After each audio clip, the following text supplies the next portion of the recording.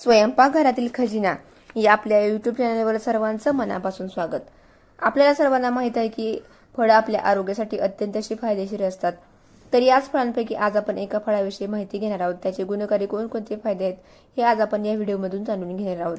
यासाठी व्हिडिओ शेवटपर्यंत नक्की बघा आणि चॅनलवर नवीन आला असाल तर आपल्या स्वयंपाकघरातील खजिना या चॅनलला सबस्क्राइब नक्की करा। चला तर या फळाविषयी आज आपण माहिती घेऊया।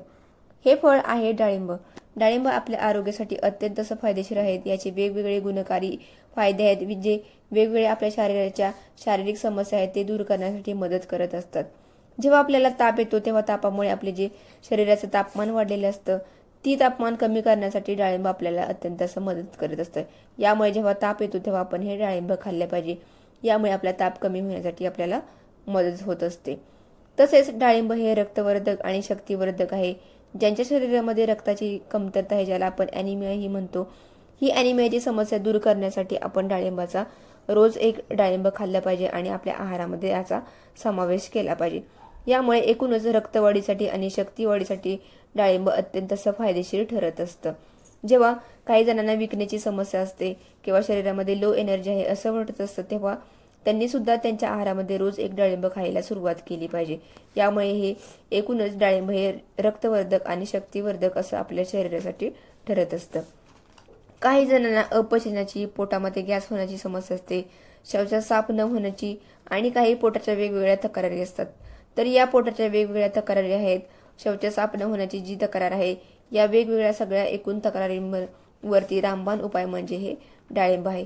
याच्यामुळे या सगळ्या पोटाच्या तक्रारी आहेत त्या दूर होण्यासाठी आपल्याला मदत होत असते। डाळिंबासोबतच डाळिंबाचा ज्यूस सुद्धा आपल्या शरीरासाठी अत्यंत फायदेशीर ठरत असतो। हा ज्यूस आपण प्यायल्यामुळे रक्ताभिसरण क्रिया सुधारण्यासाठी मदत होत असते आणि आपले हार्ट आहे ते हार्ट मजबूत करण्यासाठी सुद्धा या ज्यूसचा आपण वापर करू शकतो। डाळिंबाचा आपण जेव्हा ज्यूस तयार करत असतो तेव्हा त्याच्यामध्ये आपण गोडासाठी त्याच्यामध्ये साखरेऐवजी गूळ, वेलची, केशर किंवा लिंबाचा रस सुद्धा टाकला तर हे ज्यूस आपल्या शरीरासाठी फायदेशीर ठरत असतो।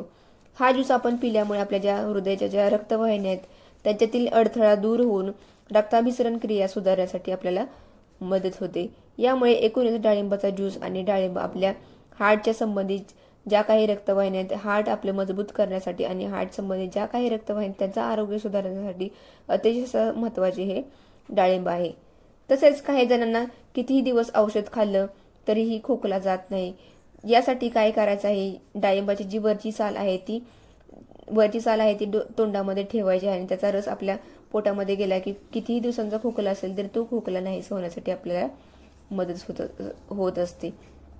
अशा प्रकारे डाळिंबाचे आपल्या शरीरासाठी अत्यंत फायदे आहेत।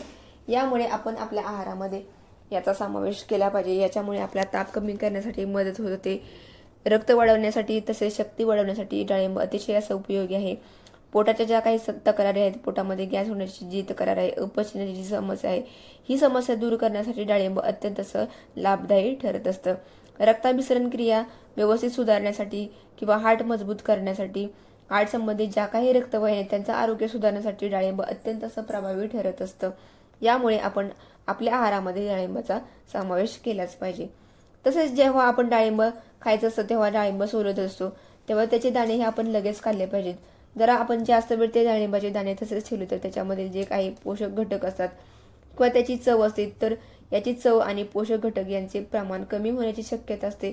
यामुळे जेव्हा डाळिंब सोलतो तेव्हा आपण लगेच हे दाणे खाल्ले पाहिजेत। अशा प्रकारे आपल्या आहारामध्ये या डाळिंबाचा समावेश केला पाहिजे आणि ज्या काही समस्या आहेत त्याचं आपण निराकरण केलं पाहिजे। तर ही डाळिंबाची महत्त्वपूर्ण माहिती तुम्हाला आवडली असेल तर आपल्या स्वयंपाकघरातील खजिना या यूट्यूब चॅनलला नक्की लाईक, शेअर आणि सबस्क्राईब करा। भेटूया नंतर अशीच एक महत्त्वपूर्ण माहिती घेऊन। धन्यवाद।